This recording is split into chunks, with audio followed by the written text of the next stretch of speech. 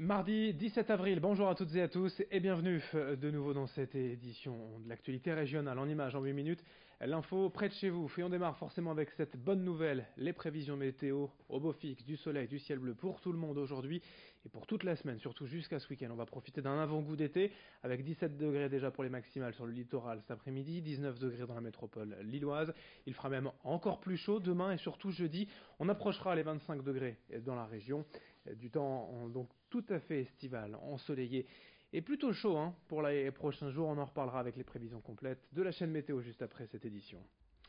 L'actualité est d'abord le retour de la grève perlée demain et jeudi donc à la SNCF. De nouvelles perturbations sont à craindre dès ce soir d'ailleurs puisque les cheminots sont appelés à débrayer dès 20h. En France depuis toujours ou presque, la culture populaire a la critique facile envers la SNCF. Les retards, la vitesse, le manque de place, le confort, la propreté, tout y passe. Même les responsables politiques désormais dans la région, en premier lieu Xavier Bertrand, affichent leur mécontentement. Mais comment cela se passe-t-il chez les autres, notamment tout près d'ici en Belgique? La situation des usagers belges est-elle similaire à celle des Français? Réponse en gare de tournée avec les voyageurs habitués de la SNCB au micro d'Alix Tessier.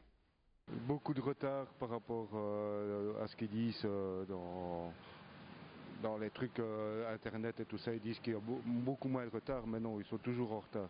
Il y a des retards de 5 à 10 minutes, voire 30 minutes, c'est beaucoup. Je trouve ça va, de temps en temps effectivement il y a des retards, mais c'est souvent parce qu'il y a des soucis sur le réseau quoi. Je suis assez tolérant à ce niveau-là, je vais dire.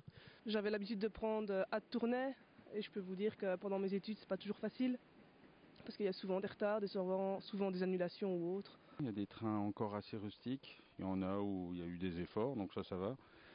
Après au niveau confort, ça dépend toujours des gens aussi. Moi je vous dis, honnêtement je me plains pas vraiment. Des fois c'est un peu contradictoire puisque par exemple aux heures de pointe vers 4 heures il y a peut-être que 3 wagons et du coup il y a plein de monde et plein de gens debout et aux heures par exemple à 11 heures où il n'y a pas beaucoup de monde, là il y a un train de 15 wagons et des fois c'est pas top. En Belgique ou en France, l'herbe n'est donc pas plus verte ailleurs. Rappelez-vous, ter.sncf.com sur internet ou l'application SNCF pour tout voir, tout savoir en temps réel des infos trafic. Le retour de la grève à la SNCF dès ce soir 20h, demain donc toute la journée et ce jeudi. Dans l'actualité également depuis presque une semaine, plusieurs salariés du CHU de Lille sont en grève à l'appel de la CGT. Ils ont manifesté hier pour rencontrer la direction et négocier notamment le remplacement de toutes les absences, la création d'un poste de médecin d'accueil et d'orientation ou encore la présence d'une hôtesse d'accueil 24h sur 24 aux urgences. Des demandes pour l'instant refusées par la direction selon les grévistes. Les responsables syndicaux n'ont d'ailleurs pas réussi à rencontrer le directeur général du CHU hier, mais un entretien est prévu ce soir à 19h. Alexis Tessier a rencontré l'une de ces responsables syndicales CGT qui nous donne un exemple du mal-être aujourd'hui des salariés à l'hôpital. Parce qu'aujourd'hui, les conditions actuelles, alors après, il y a d'autres revendications qui sont beaucoup plus larges, qui sont relatives à la politique générale de fermeture de lits et de transformation de lits. Donc, comme on ferme des lits, comme on ferme des hôpitaux de proximité et comme on transforme des lits d'hospitalisation complète en hospitalisation ambulatoire, donc uniquement sur la journée, on a une saturation, c'est-à-dire qu'aux urgences, les patients ne peuvent plus sortir, même une fois qu'ils ont été pris en charge. Il n'y a pas de solution de sortie puisqu'il n'y a pas de lit disponible dans les hôpitaux. Donc, ça engorge les urgences. Quand les urgences sont engorgées, vous avez des brancards partout et vous avez un personnel qui est sollicité en permanence et sur des choses qui ne relèvent plus forcément des urgences.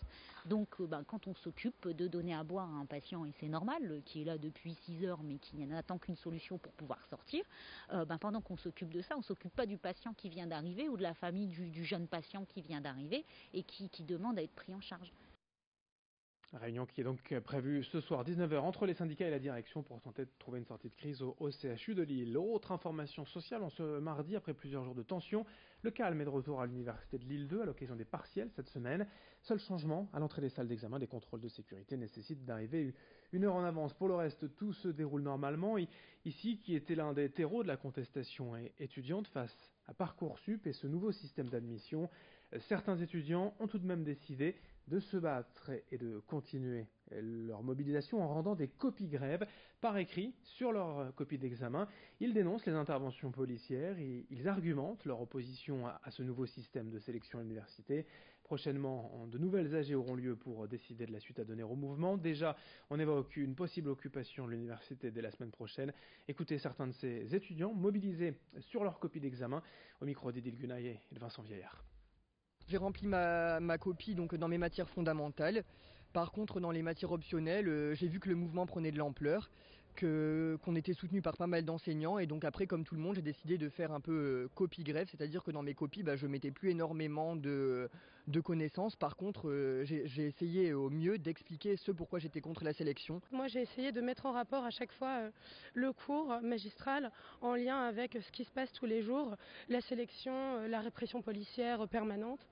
Et d'écrire soit par le biais de pamphlets. Malheureusement, en droit, on n'est pas soutenu par nos professeurs qui nous ont envoyé un communiqué comme quoi si on soutenait la grève, on aurait 0 et donc on ne pourrait pas passer à l'année supérieure.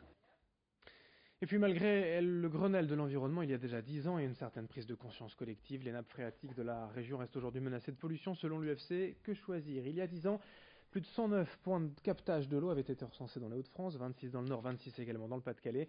Mais selon de récentes études, une trentaine d'entre eux, près d'un tiers, seraient encore menacés de pollution en pesticides et en nitrates.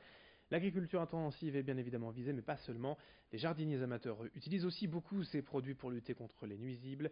D'où cette plaquette d'information de l'UFC Que Choisir à halte au phyto, distribuée prochainement dans la région. Explication au micro de nos journalistes. Cette responsabilité, il faut la faire partager et comprendre aux jardiniers amateurs, aux consommateurs qui utilisent ces produits phytosanitaires, qui ne sont pas non plus formés pour utiliser. On met un peu de produit et puis on se dit tiens, je vais en mettre une cuillère de plus, ça va peut-être augmenter. Donc on a souhaité s'investir aussi du côté des consommateurs, des jardiniers, en leur disant apprenez à vous passer de ces produits phytosanitaires qui de toute façon dans 1 ou 2 ans sont interdits à la vente et interdits à l'utilisation. Aujourd'hui, pour avoir une eau moins polluée, eh bien, apprenons à ne plus utiliser de produits phytosanitaires. Le message est passé. Merci de votre fidélité. Dans un instant, sur votre chaîne d'information régionale, vos prévisions météo. Au beau fixe, aucune crainte, du soleil et des températures presque estivales. En ce mardi 17 avril, très belle journée à toutes et à tous, ensemble, bien évidemment.